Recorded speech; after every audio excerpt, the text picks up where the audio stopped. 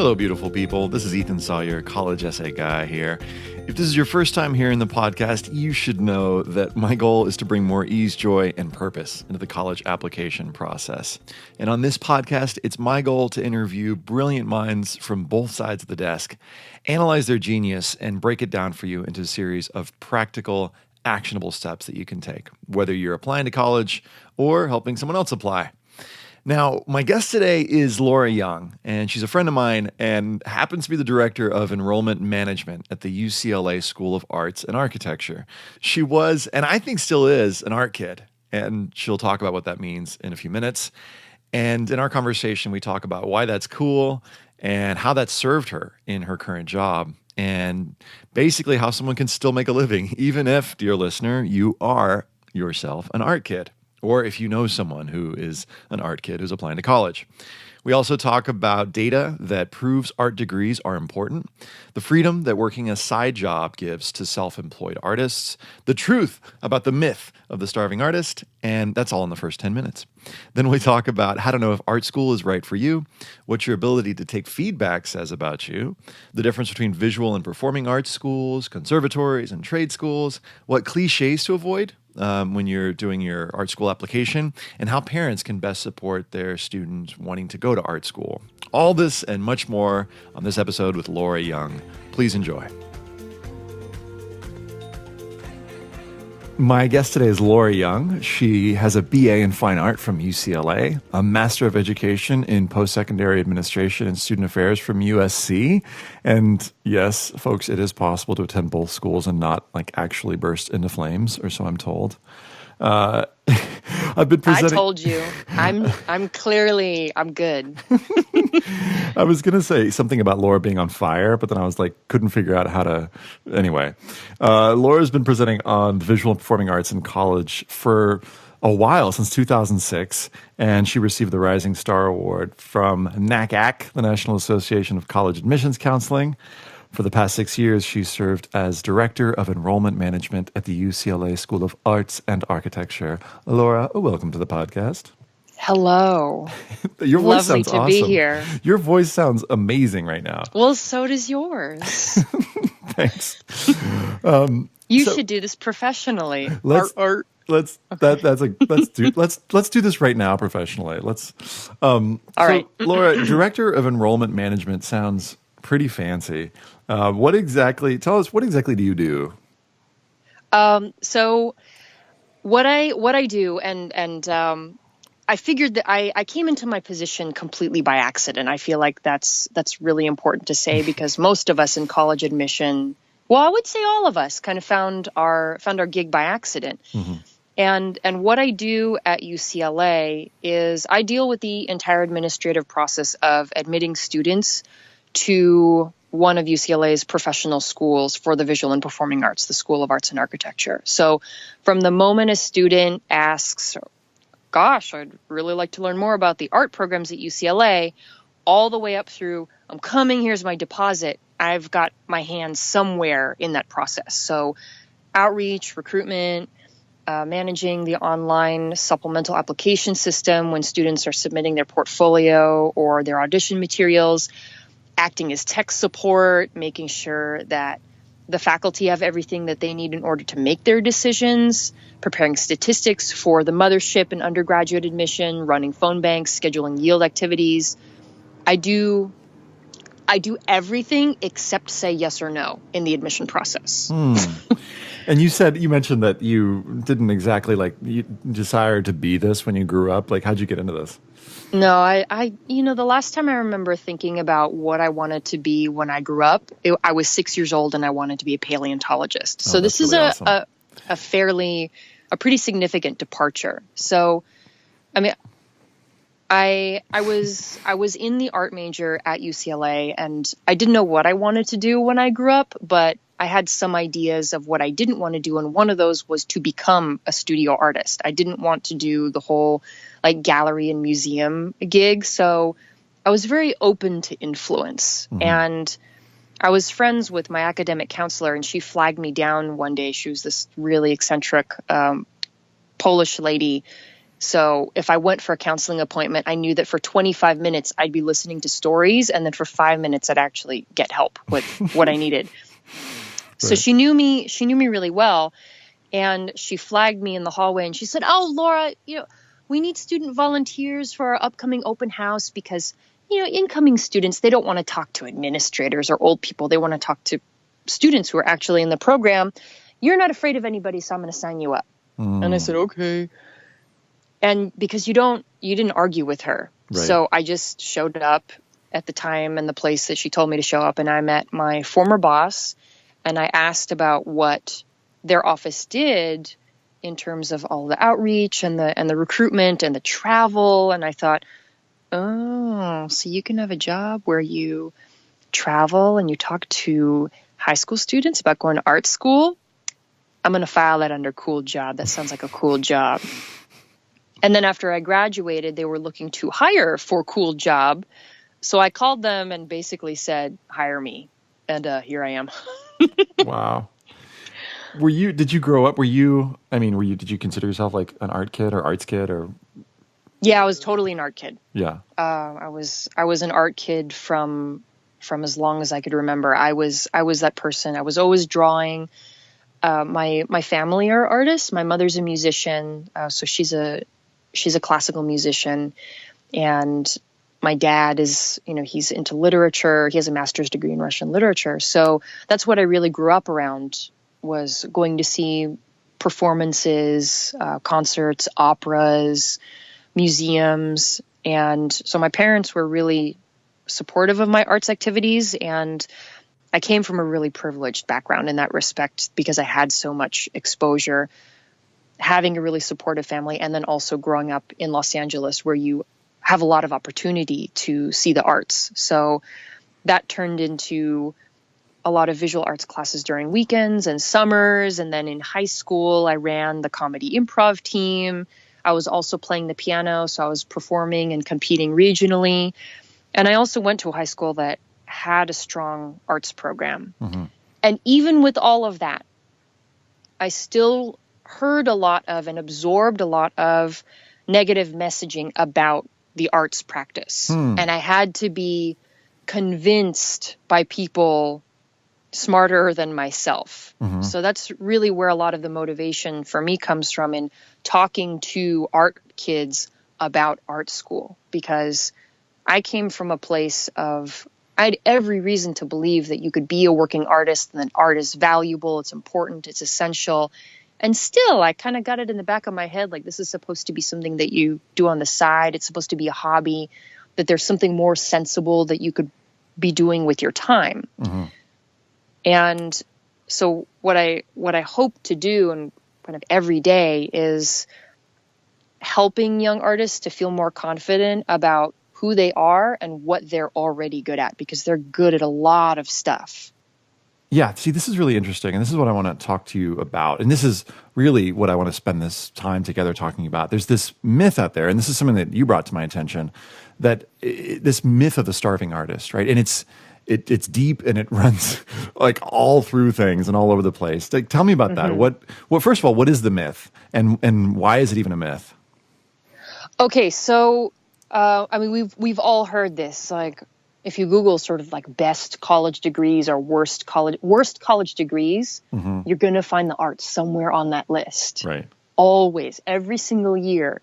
So you get all of this backup from media. And then if most people who are not educated in what an art career actually looks like, will just lean on that, mm-hmm. or just this sort of cultural misunderstanding that the arts it's stupid and it should be pushed to the side, and it's a pipe dream and nobody makes it.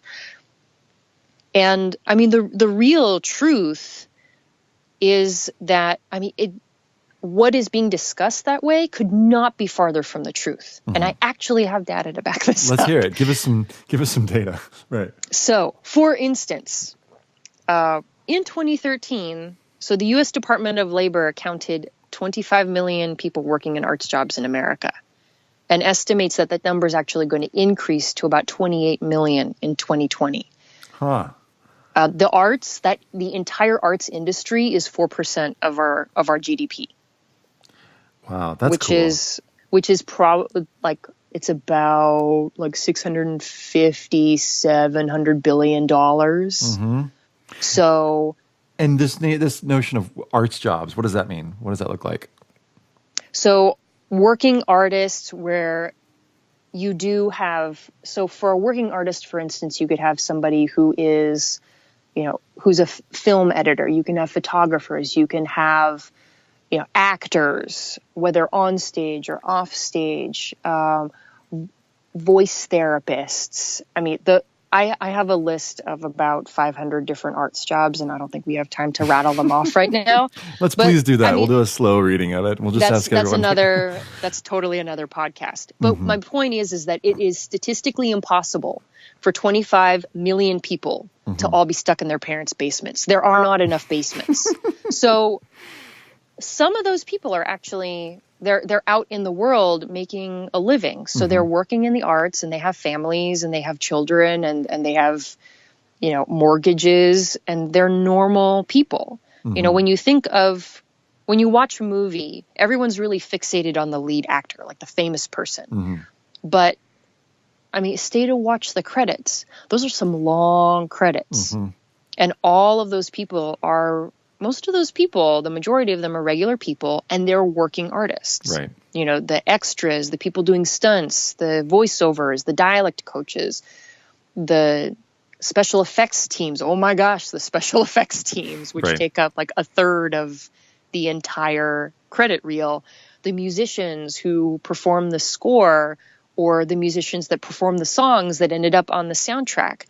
They're all working, Like with the working artists, there's always this perception of them kind of running around and always working overtime and working these menial jobs, or working the 9 to 5 and then going home and doing their art. And that's always presented as a negative. Right. When really it's not, because there's a sort of all-encompassing aspect to what it is that they do, and they actually like to work that way. That's the way they sort of naturally work. Say more about that. Yeah. So, I mean, the idea that artists are always working, they're working their butts off 24/7, and that's supposed to be a bad thing. That's actually the way that they really like to work, and the way that they naturally work.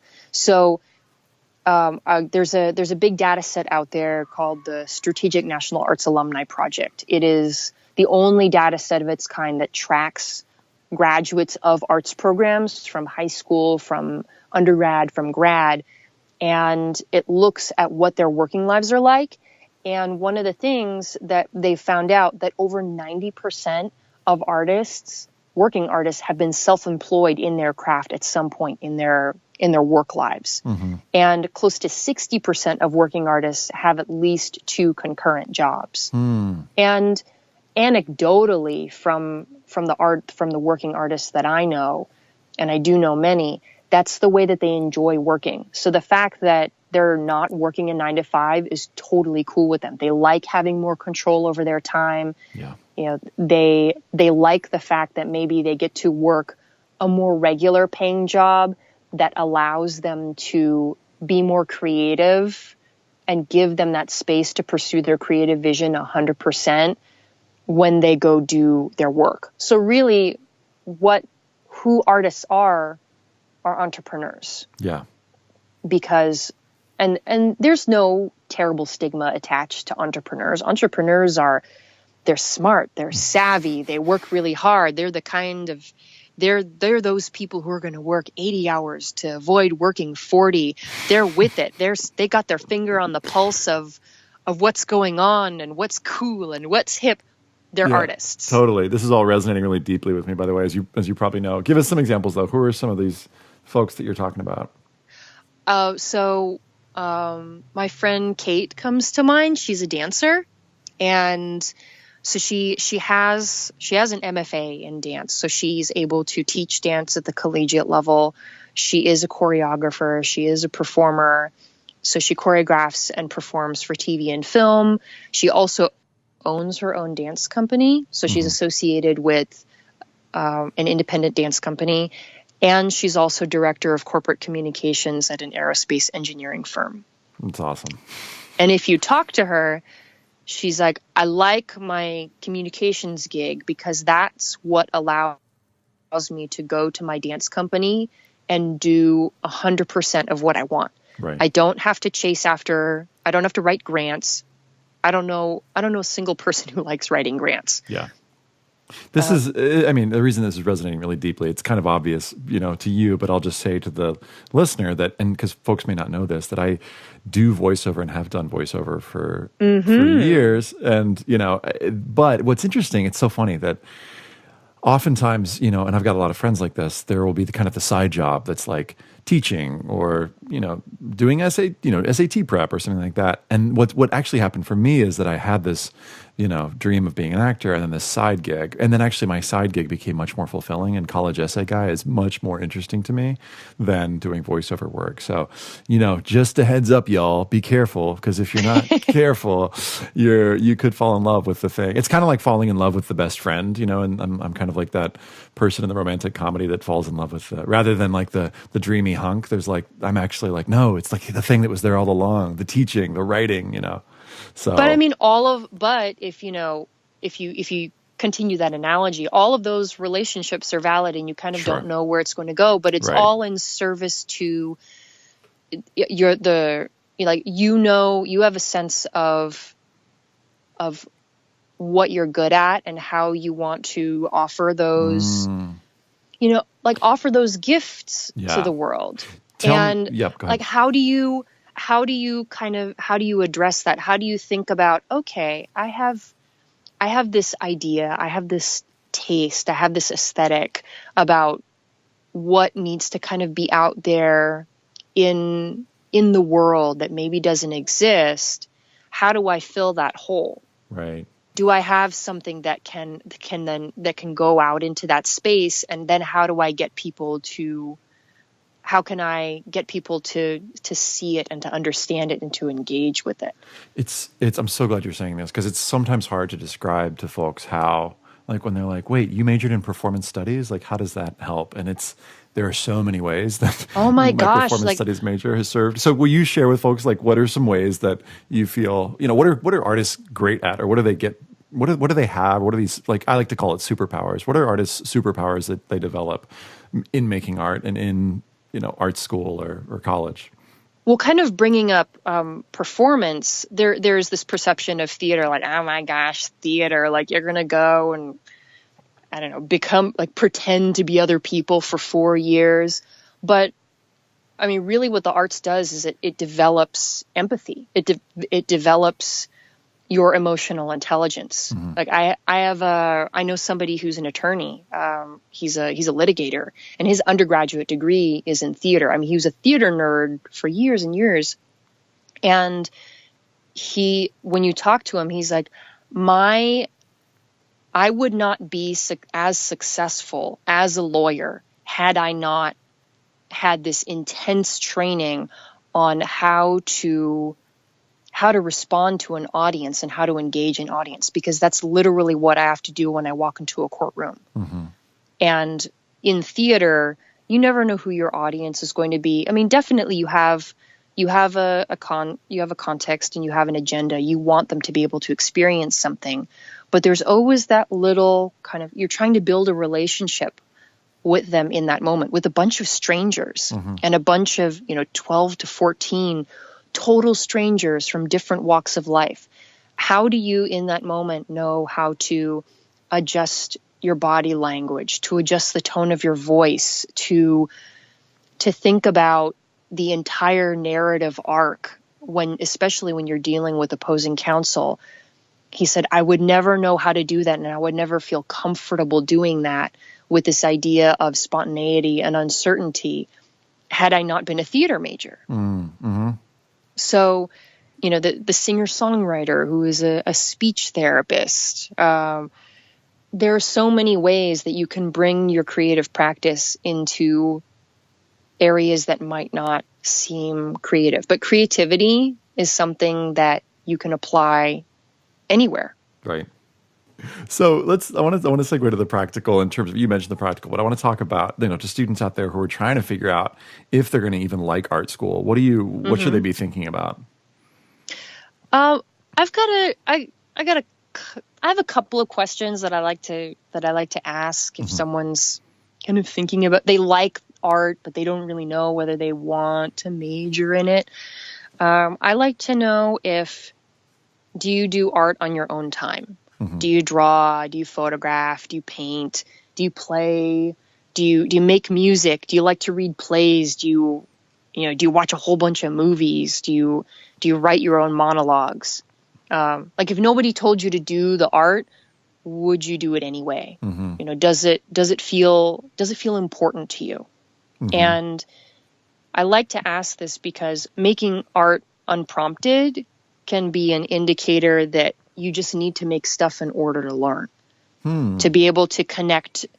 Like, making art might just be a way for you to connect to the world. Even if you don't end up being a working artist, you know to learn how to learn in a way that makes sense to you. Because some people will learn through, they want to be an engineering major because they like knowing how things work. Like, you take apart the refrigerator and then you put it back together. Yeah. Some people, they love political science because they feel like that's sort of reflection of human history and how we interact with one another within governance. Art's the same way. Some people just, they need to, maybe you need to learn about human history by becoming and pretending to be that other person in an acting class. Yeah. Maybe you learn about history by taking a class in the Italian Renaissance and learning about, like, religion and political science and history through that. Right. Maybe you need to paint in order to understand what's going on in microbiology. Right. So, and then the second thing that I like to ask, just to get people thinking, is how do you deal with criticism?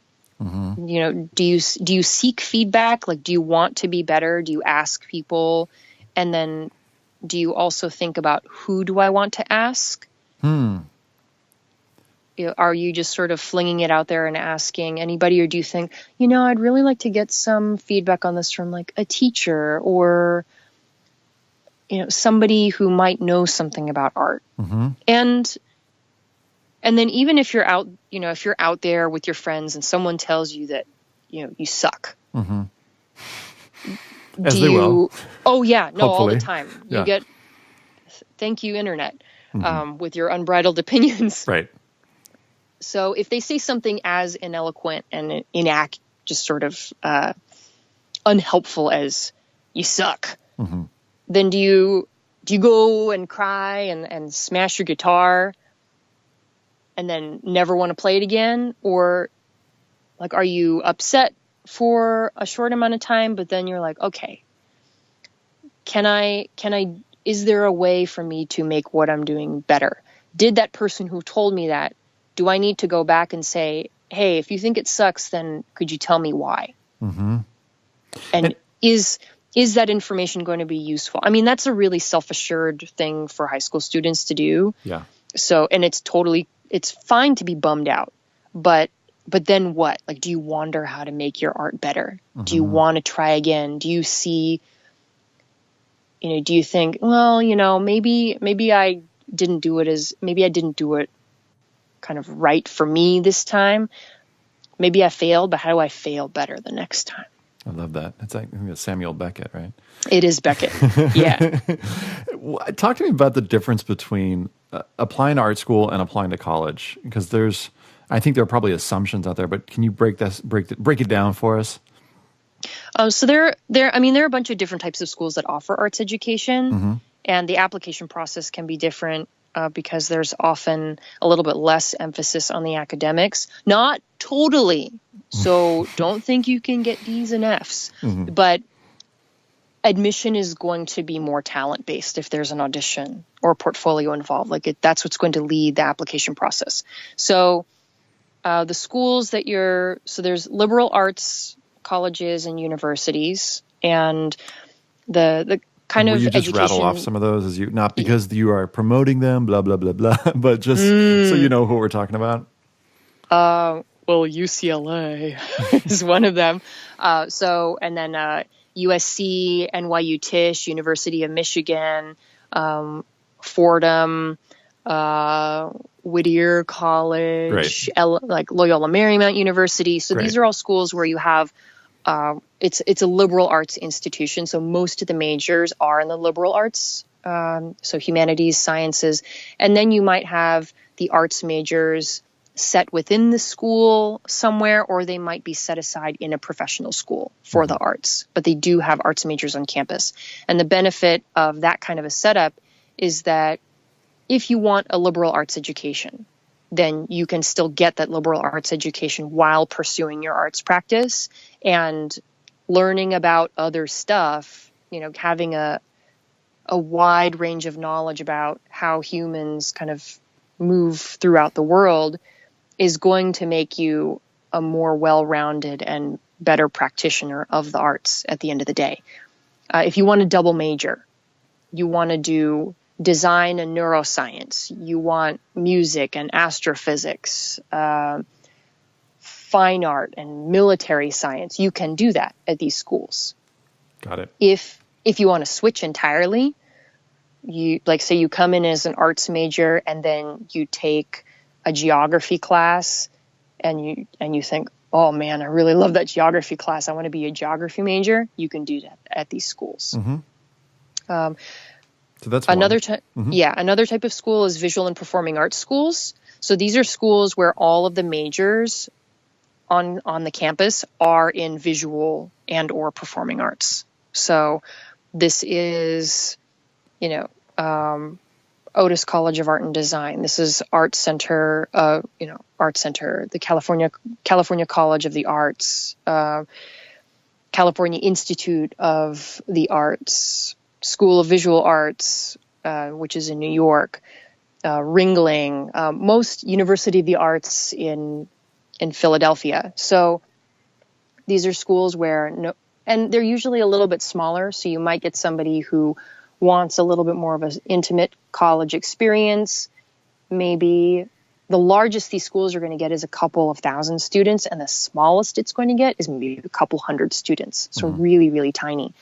And this is good for a student who maybe will look at a liberal arts school and be like, they're really nice people, but I really kind of don't want to noodle around with, the Greek system and having classes with pre-med majors. I just want to walk across campus and I want to be surrounded by my people. I want to be surrounded by other artists. Right. And you can have that kind of environment there. The liberal arts are still required for graduation if you're getting a Bachelor of Fine Arts or a Bachelor of Music. But the academic classes are going to be slightly adjusted because the instructors know that they're teaching a classroom full of artists. So if you're like a math phobe or have never been taught math in a way that makes sense to you, creative person, which was totally me in high school, then taking a math class in art school is going to be, might be much more fun and much more relevant. And the classes are going to be smaller too. So they might teach geometry by teaching you how to build canvases or kind of attaching math practice to literature, to the humanities. So they're going to really play up that kind of human element, which I think they should do anyway in all math classes, but then I should teach it. Right. And then there are conservatories for performing artists. So conservatories, unlike most art programs, which are really looking for potential from their prospective applicants, conservatories are really looking for polish. So they're bringing in students in dance, theater, music who are already at a very high level of performance and really preparing them for careers in that area of like classically trained performers. So those are the types of schools where, somebody, they knew that they were going to go to Juilliard when they were 10 years old because they're studying with a private instructor. Right. Like most people have met somebody like that where it's like, they know It's their thing. Mm-hmm. It's their only thing in most cases, right? It's like, I dated a girl who was, who basically would play and play and play for hours and hours a day. That was her thing. So, yeah. Yeah. Yeah, that's what conservatory students do. Right. So they might get a bachelor's degree, but also conservatories will sometimes offer something called an artist diploma, which is typically about 2 or 3 years of training, super intense training in their performance area. So some of those programs are open to students right out of high school, and some of them almost behave as master's degrees. But an artist diploma is a very specific degree. Gotcha. And another type of school is vocational or trade technical schools. So these types of schools they're really good for students who want to be employed right away in a particular area. So if coming out of high school, you are super sure that you don't want a bachelor's program and you don't want to take English, history, foreign language, etc., and you just want to learn, say, character rigging, which is you're basically developing a digital skeleton that supports a 3D mesh in visual effects. Then there are schools that can teach you exactly how to do that, so that when you graduate, you go through a program in character rigging, and then when you graduate, you get out and get a job in character rigging. So the cautionary is there are that most students straight out of high school can really benefit from taking English, history, foreign language. Like, you need that to kind of be a functioning person in the world. And the more awareness and knowledge that you have about that human condition from a variety of standpoints, that's what makes you a better artist. So, and part of this, the difference, and folks may or may not be aware of this, is that oftentimes these vocational schools or trade tech schools are for profit, right? Whereas, the universities, some of the other places you mentioned, are nonprofits, at least in name. And so let's talk about that. Is there anything to that? Are there certain for-profits that are like good for-profits and others that are like, stay away from them? Well, there are good for-profits. But I think what's important to,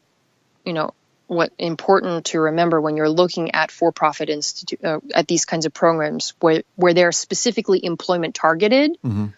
If they're employment targeted, then you really want to do your due diligence and research the heck out of that program. There's not that they're going to guarantee you a job, but the way that their education is set up is supposed to prepare you to be employed. Right. So what are their employment statistics? Where are graduates getting employed? This is a place where you can really behave as a customer, which I wouldn't recommend at all for a traditional college experience. But for something like this, if you're going to get an artist certificate in a graphic design area or, in music production or something like that, what are you have expectations, and is this school going to prepare you for this? So in the best sense of the, buyer beware.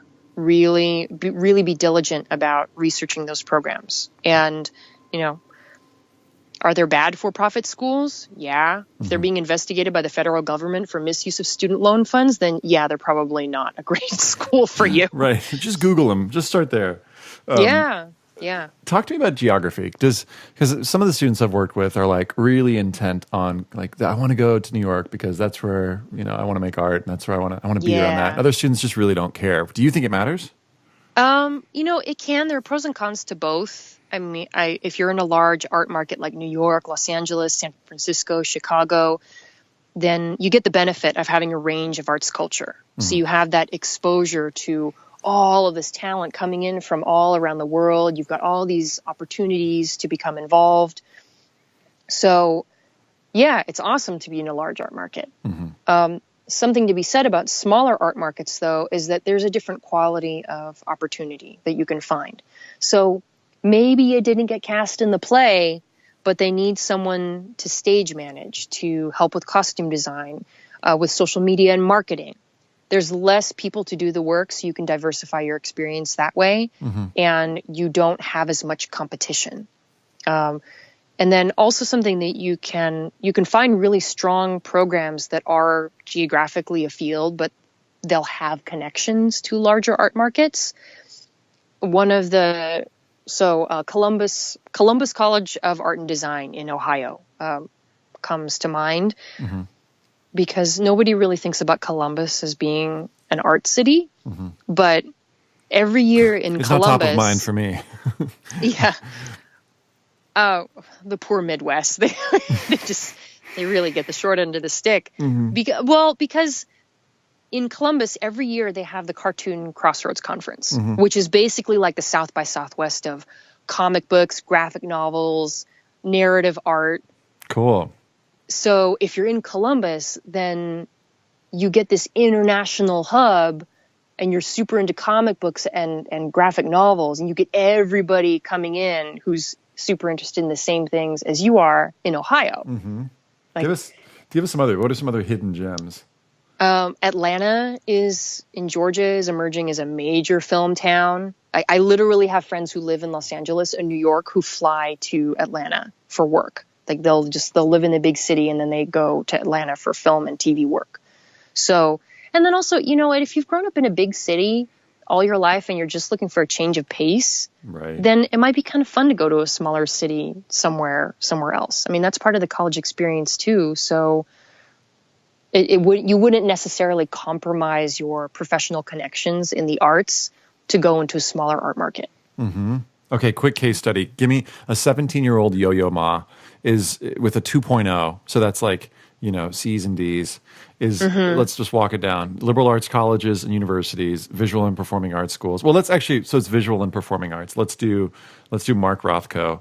Does Mark Rothko get into UCLA with a 2.0, even though he's showing tremendous promise in his art? You know what? Probably not. Okay. I mean, in all fairness, UCLA, UCLA, and then, the UC system in general. I can also think, NYU, Southern Methodist University, Rice. There are all of these schools with very strong liberal arts programs and really strong arts programs. Right. And they want to make sure you're not blowing it in all the other classes. Exactly. Well, if you're doing well in your academic classes, then that's, overall indicator of success in the classroom. Right. So, and the UC system requires students to have a minimum 3.0 GPA. Yeah. So if your boy Mark had straight C's, then he wouldn't be eligible no matter. Yeah. Sorry, Mark. So what about visual and performing arts schools? You said more, lenient. I don't know if you could throw out a couple examples. And of course the answer is it depends, right? But it does. Some schools will actually not publish a minimum GPA because they still want to be able to review the student. But everyone's got they have a bottom line. They do. If you've got a 0.7 GPA. Yeah. Yeah. If you've got a 0.7 GPA, then that calls into question just your general capability for discipline. Right. So, and also, you better, if you're going to have lower test scores, if the school requires test scores, or if you have a lower GPA, then you better make sure that your audition or your portfolio is going to, it's got to blow the review panel out of the water. If you've got two students, if you have student A and student B, and student A has a 2.5 and student B has a 3.5. If the audition or the portfolio is kind of feeling about the same to the admissions panel, they're going to go with student B with a 3.5. Always the higher academic average is the student who will be admitted. And then, but if, say, the minimum GPA at that institution is a 2.0, so both students are eligible, and the admissions panel is kind of on the student with a 3.5, but they love the audition or the portfolio for the student with the 2.5, they're going to take 2.5. So really, the best show that you can give is whatever the school's bottom line is above that minimum academics, and a tight audition or portfolio. That's everyone's happy place. Right. And the higher your academics are, then scholarships also kick in too. Right. Pro tip. Talk to me about, I know that, well, you've read a ton of essays and, as they're now known, personal insight questions for the UCs, and you've read a bunch of artist statements. So talk to us about what are some What are some of the cliches that you've seen? And if you want, give us some tips. So the what not to do's, and then if you've got any, like what to do's. I got cliches. I got cliches all day. So there's some that I see a lot, and I'm not going to say don't do this, because there's always going to be somebody who can employ cliches effectively. But most of the time, they really, really drag down the writing. So for visual arts students, ever since I drew on the wall with my first box of crayons, I knew that I wanted to be an artist. Like, that's awesome, but that was a really long time ago, and you're probably a better artist now, and we really want to hear about now. Like, if you're going to go back in history, going back to, say, freshman year of high school is usually that's relevant in terms of discussing your development as an artist. Architecture, Legos all day. So much Legos. In the performing arts, in all areas of the performing arts, there's always this discussion of like waiting in the wings to go on stage and perform as a metaphor for going to college. Hashtag life. Yeah. Yes. Yeah. So again, proceed with caution, but if you're a good writer and you have a sense, if you're confident with your writing and you have a sense that this is absolutely relevant and I can tie this in and make it airtight, then I'm not going to say don't do it. But if you can proceed with the artist statement in talking about who you are right now as a creative person and what you're trying to accomplish through your artwork, and then how are you doing it in terms of research, materials, what have you. Artist statements are also really short. They're usually about 250 to 300 words. So it's really brief. And also you get the benefit of, that you have a pretty decent assurance that the person who is reading your artist statement is going to be an artistic person themselves. So it's really different from a college essay where you might be an artist, but maybe the reviewer has an engineering degree, and maybe they're not going to get you in the same way that a practicing artist is going to get you. Right. That's great to know. That's a great point, because there's a difference, right? You're right. If you're writing to somebody who's in the know, there's a level of, the language is different. It's like you change your vocabulary. Hopefully it helps you relax a little bit more, because you know that you're going to be, you're creating a conversation with somebody who will understand you. Right, who gets what you do. Who will really like get you on a visceral level. Right. Talk to parents for a second. Say there are parents listening to this. What advice do you give them as they're supporting kids or supporting their students through the process? With parents, parental units or counselors, any kind of adult in a student's life, whether you have an arts background or not, you're really important, because you're the one who is encouraging the arts practice. Even if you have absolutely no idea how your student can do that thing. Like my dad, I have an undergraduate art degree, and my dad can't draw a straight line. But he drove me to classes. He came to my exhibitions in high school, like the silly little things. He was supportive. So you can be encouraging and supportive of the process, helping research opportunities to make more art outside of how to make time and space for making things. And then usually when it comes time to actually apply to school, being an administrative support is super helpful. Sometimes applying to arts programs means multiple deadlines for one school, like one for a regular application, and then you've got other due dates for portfolios and auditions.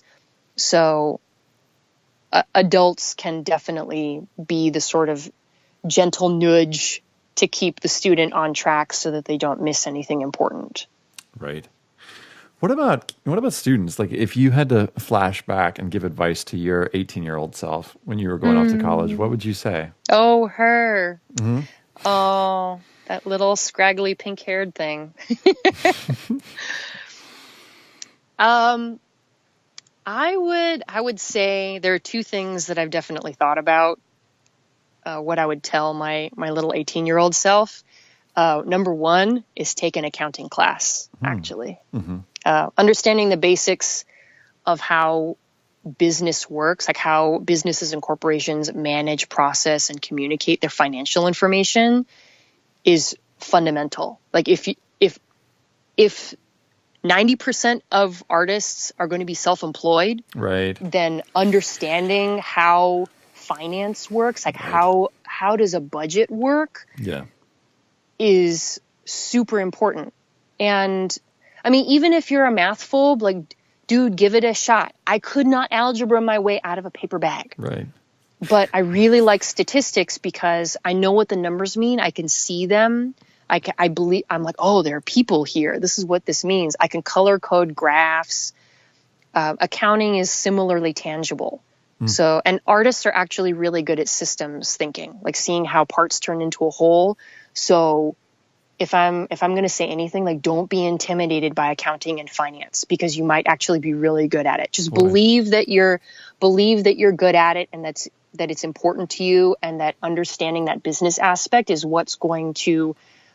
that's what's going to keep you out of the basement.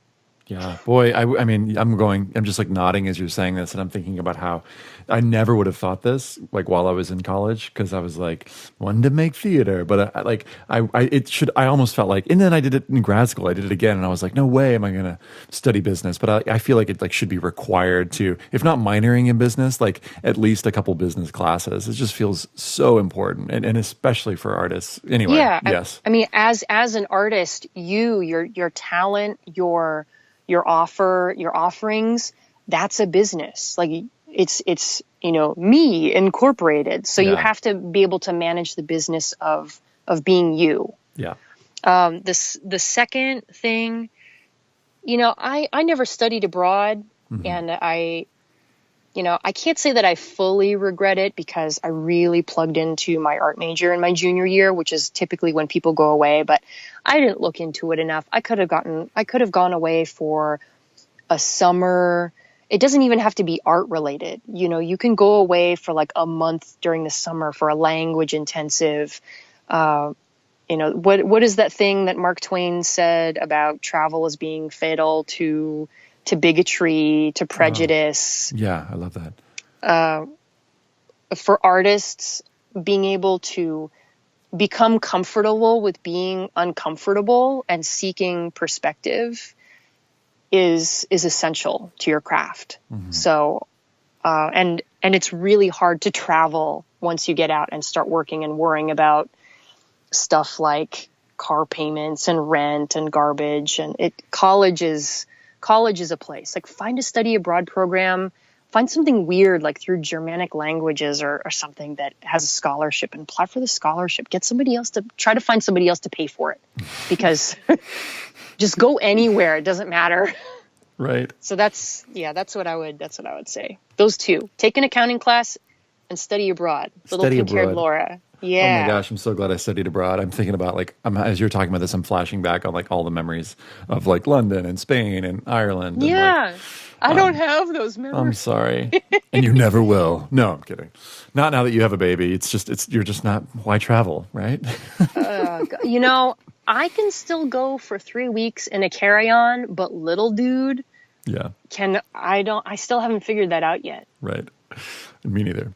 Again, applying my artist mind to this. Like, how do I do this? How do I travel with a small person? But, right. This is on every podcast episode, I like to do a little show and tell segment where we basically, and I don't even know if I prepped you for this, so if not, just roll with it. But like, we do this show and tell thing where it's just like, here's a resource or a something that you're finding useful in your life. And it could be something that ends up applying to the college admissions process or not. It could just be something that you're finding awesome and useful, and great humans who are listening to this might find it awesome and useful too. So what's something what have you brought for show and tell today, Laura, even if I'm just springing this on you right now?